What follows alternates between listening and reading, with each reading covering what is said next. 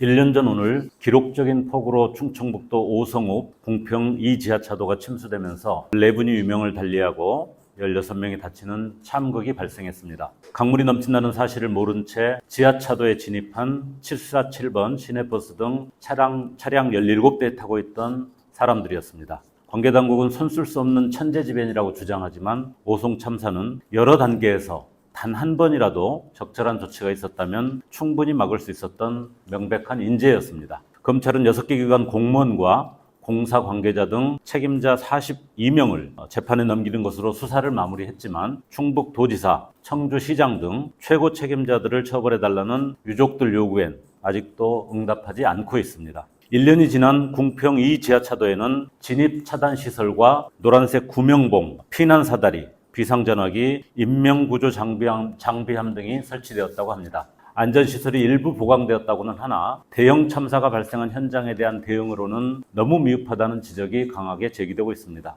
오송 지하차도 침수 사건은 2020년 발생했던 부산 동구 초량 1 지하차도 침수 사고와 매우 유사합니다. 2020년 7월 23일 부산 지역에 시간당 최대 81.6mm의 호우가 쏟아졌을 당시 초량 1 지하차도를 지나던 차량 6대가 순식간에 밀려든 물에 잠겨 3명이 숨지고 4명이 부상을 입은 사건입니다. 이 사고 이후 부산시 재난대응 관련 부서 전현직 공무원 11명이 업무상 과실치사 등의 혐의로 재판에 넘겨졌고 1심에서 재난 책임자에게는 실형까지 선고됐던 사건입니다. 문제는 3년이 지나 완전히 유사한 사고가 더 비극적인 수준으로 발생했다는 것입니다. 그렇다면 오송 참사 1년이 지난 2024년 대한민국은 무엇이 바뀌었습니까? 올해 역시 수일째 이어진 집중호우로 6명이 사망하고 2명이 실종되는 등 피해가 발생하고 있고 윤 대통령은 작년과 마찬가지로 해외 순방 중이었습니다. 그 와중에 전달된 이번 장마에도 피해 대비를 철저히 할 것이라는 16글자 지시사항은 차마 대통령의 지시라고 믿기지 않는 무성의, 무책임한 대응 그 자체였습니다.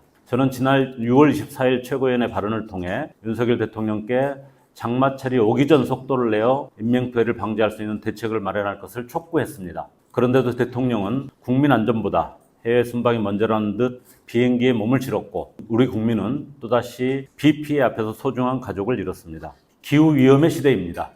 폭염, 폭우와 같은 극단적 기상의 강도와 빈도가 현저히 높아졌습니다. 과거의 재해 패턴에 대응하는 방식으로는 기후위험에 제대로 대응하는 것이 불가능합니다. 전 국가적 차원에서 폭우, 폭염, 산불, 농업 등 기후위험 구조 전체를 진단하고 체계적인 대응 방안을 작성하여 중앙과 지방정부 모두가 집중적인 실행에 나서야 합니다. 행정부의 문서로만 존재하는 기후 적응 종합 대책이 아닌 현장의 땀과 치열한 실행력이 뒷받침된 대책이어야 합니다. 16글자의 알리바이성 지시나 영험한 도사에 대한 믿음으로는 국민의 생명과 안전을 지킬 수 없습니다.